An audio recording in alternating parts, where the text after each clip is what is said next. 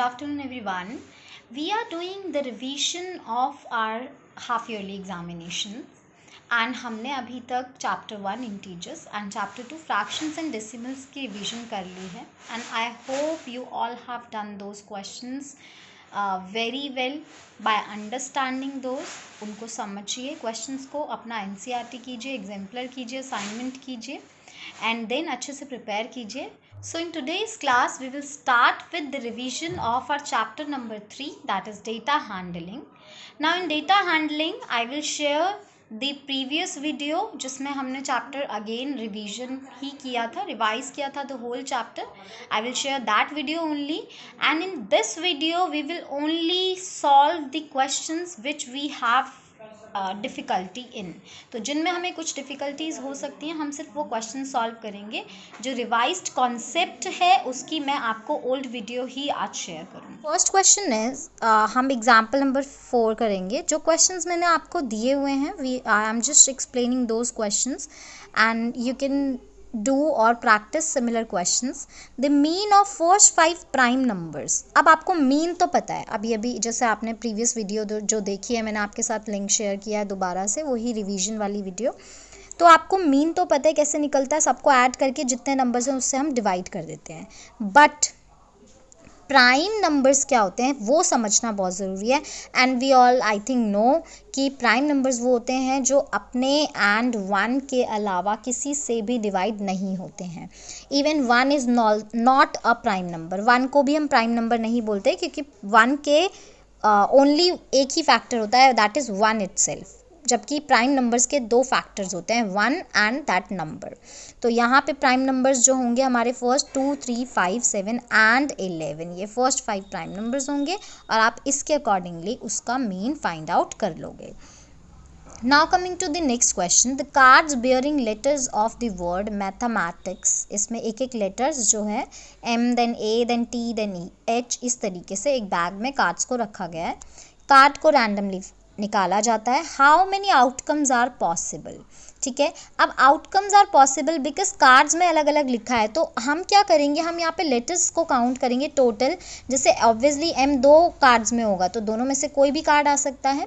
तो यहाँ पे टोटल नंबर ऑफ आउटकम्स जो पॉसिबल होंगे वो टोटल कितने लेटर्स इस स्पेलिंग में हैं उतने ही लेटर्स उस आउटकम पॉसिबिलिटी में होंगे, दैट इज 11 लेटर्स हैं. Then what is the probability of getting M. Again probability आप सबको पता है कैसे निकाली जाती है, number of outcomes, favourable outcomes upon total number of possible outcomes. अब फेवरेबल आउटकम्स मींस M है तो M के जितने भी कार्ड्स होंगे, ऑब्वियसली 2 कार्ड्स हैं तो प्रोबेबिलिटी 2 के हिसाब से आएगी, दैट विल बी 2/11. वोवल क्या होते हैं, A-E-I-O-U. इनमें से अगर आपको कोई भी दिखता है उस हिसाब से आपको प्रोबेबिलिटी निकल जाएगी. कॉन्सोनेंट क्या होते हैं, वोवल्स के अलावा जो लेटर्स होते हैं वो हमारे कॉन्सोनेंट्स होते हैं, तो उनको काउंट करोगे और प्रोबेबिलिटी फाइंड आउट करोगे.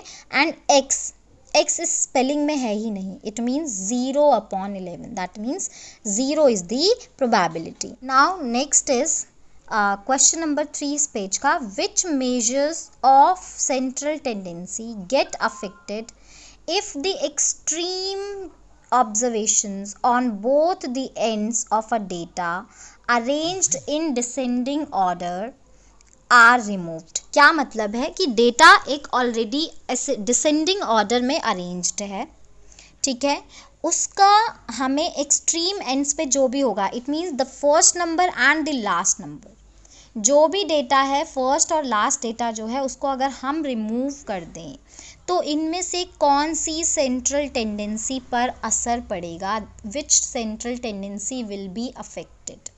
तो हम उसके लिए क्या करेंगे, ऑब्वियसली हमें पता है median is the central number.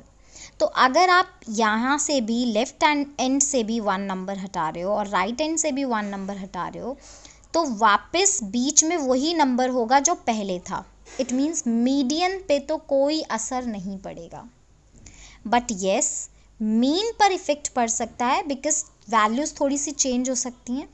And mode पे भी इफ़ेक्ट पड़ सकता है. क्यों, सपोज़ करो जो आपने वैल्यूज़ हटाई हैं उनकी वजह से ही मोड हमारा कुछ वैल्यू थी वो वैल्यू ज़्यादा बार आ रही थी और वो अब आपने हटा दी, अब वो कम बार आ रही हैं.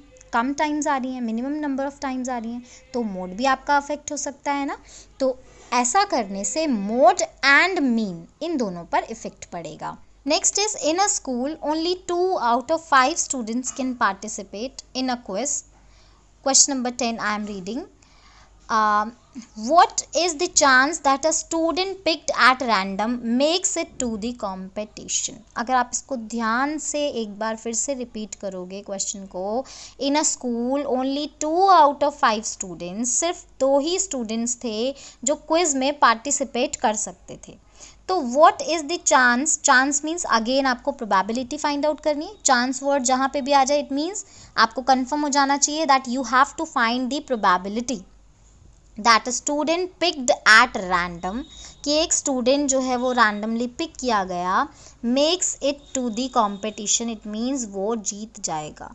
तो ऑब्वियसली जो बच्चे पार्टिसिपेट करेंगे उन्हीं में से ही तो कोई एक जीत पाएगा ना।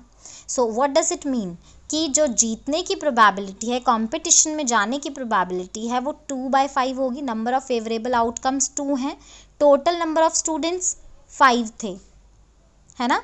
तो 2/5। अब उस 2/5 को, लेकिन यहाँ पे तो हमें आंसर परसेंटेज में गिवन है, तो एज वी हैव डिस्कस्ड कि प्रोबेबिलिटी को हम परसेंटेज में भी फाइंड आउट कर सकते हैं, बट उसके लिए आपको एक छोटा सा स्टेप और करना होता है, दैट मीन्स आपको 100 से मल्टीप्लाई करना है। और बिकॉज आप 2/5 को 100 से मल्टीप्लाई कर रहे हो और आपने फ्रैक्शंस का मल्टीप्लिकेशन ऑलरेडी पढ़ लिया है, इसीलिए आप इसको ईजिली मल्टीप्लाई करके कितना परसेंटेज आ रहा है वो फाइंड आउट कर सकते हो। Let's take another example of such kind of question. 3 balls out of 10 balls are red. So what chance of the balls is that these balls will be red? So obviously chance means probability of red, तो in short we can write P bracket के अंदर red. P means probability, और किसकी probability? red balls की. What will be the answer? 3/10, है ना। Now percentage find out करनी है, तो परसेंटेज हमने क्या बोला, कैसे निकलती है? 3/10 फ्रैक्शन को 100 से मल्टीप्लाई कर देंगे, एंड बिकॉज ये फ्रैक्शन है तो ऑब्वियसली 100 को भी हमें फ्रैक्शन बनाना पड़ेगा, तो वो कैसे बनेगा? 3/10 इंटू 100 अपॉन 1, डिनोमिनेटर में 1 पुट करके।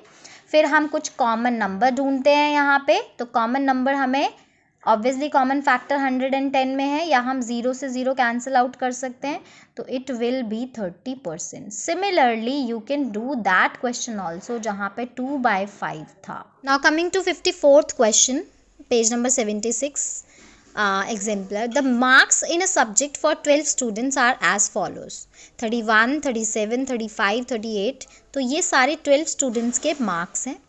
For the given data find the range, mean, median, mode. तो आप सबको पता है सबसे पहले रेंज क्या होती है। रेंज क्या होती है? इन सब में जो हाईएस्ट वैल्यू है एंड जो सबसे लोएस्ट वैल्यू है, उन दोनों को हम जब डिफरेंस फाइंड आउट करेंगे, माइनस करेंगे, तो जो आंसर आएगा that will be our range. जैसे यहाँ पे हमें क्लियरली नज़र आ रहा है 70 जो है that is the smallest value and 42 is the greatest value. इसका मतलब 42 एंड 17 का जो डिफरेंस है, इट मीन्स माइनस करके जो आंसर आ रहा है that will B range. Now mean हम सबको पता है, सबको ऐड करेंगे एंड डिवाइडेड बाय 12, क्योंकि 12 डेटा है हमारे पास। अब एक और चीज़ जो हमने मीन में पढ़ा है कि अगर हमें लगता है कोई नंबर रिपीट हो रहा है, जैसे यहाँ पे 35 जो है that is being repeated 3 times, तो मैं इसको 3 टाइम्स ऐड करने की बजाय उसको 35 मल्टीप्लाई बाय 3 लिख सकती हूँ। That will be again easy for me कि मुझे उसको 3 टाइम्स ऐड नहीं करना पड़ेगा। ये चीज़ का आपको ध्यान रखना है।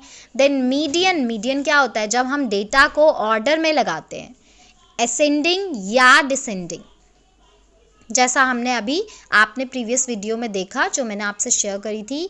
मीडियन जो होता है, अगर आप उस वीडियो को ध्यान से देखोगे तो मीडियन सेंटर का जो नंबर होता है ऑर्डर में लगाने के बाद, दैट नंबर इज़ मीडियन। और अगर 2 नंबर सेंटर में आ जाते तो हम उन दोनों का एवरेज फाइंड आउट करते हैं।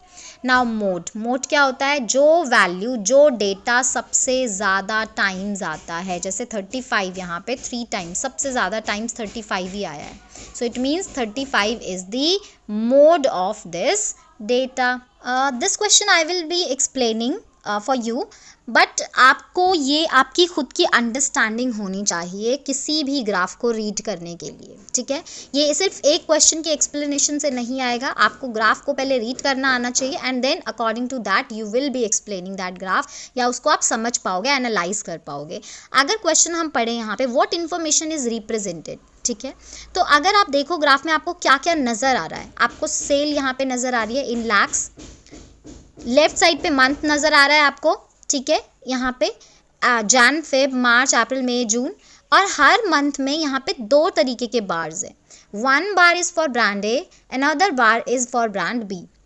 मतलब ये हमारी जो इन्फॉर्मेशन है ये बेसिकली एक पर्टिकुलर मंथ में या 6 मंथ्स के अंदर 2 brands, brand A and brand B की क्या क्या सेलिंग्स हुई हैं उसके बारे में है। So this is the information, ठीक है।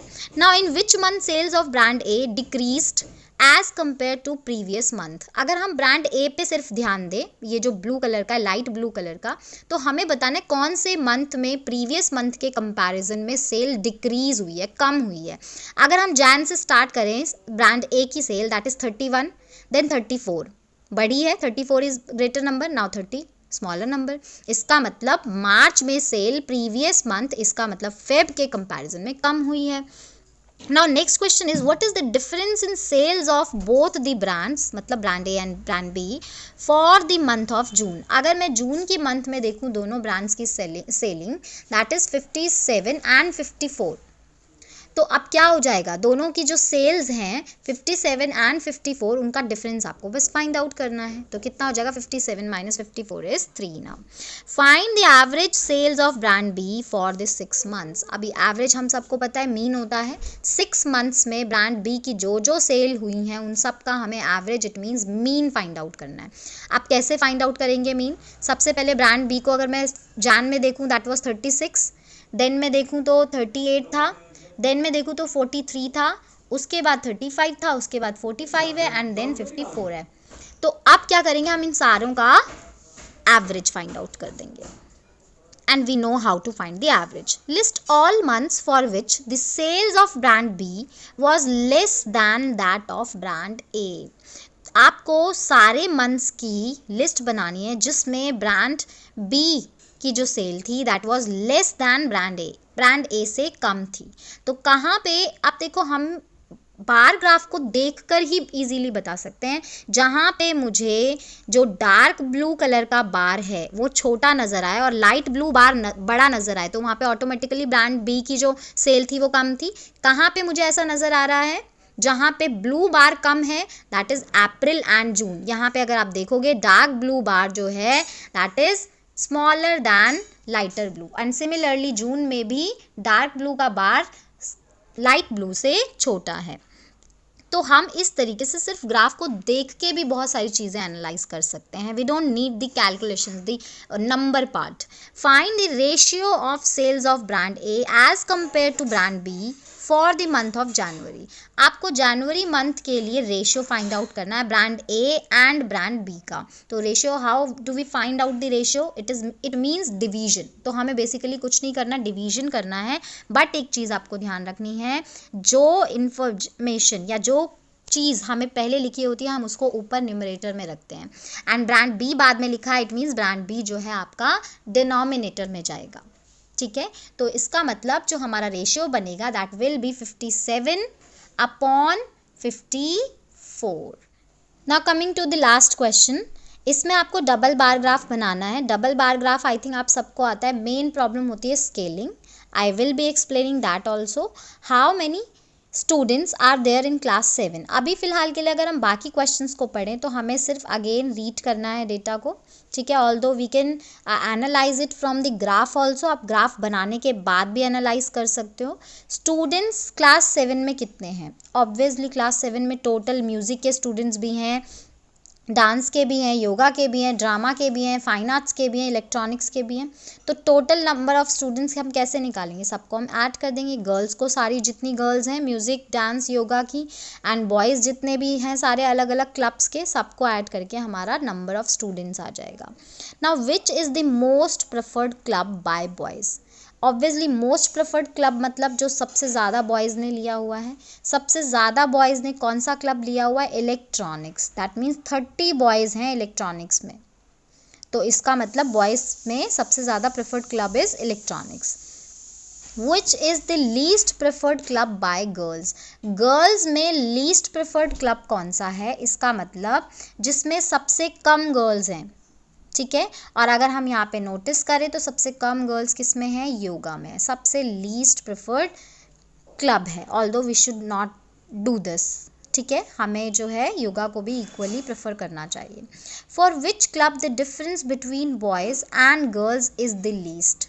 अब हमें बताना है कौन से क्लब के लिए जो डिफरेंस है बॉयज़ एंड गर्ल्स के बीच में वो सबसे कम है। लीस्ट मीन्स सबसे कम। सबसे कम किस में है?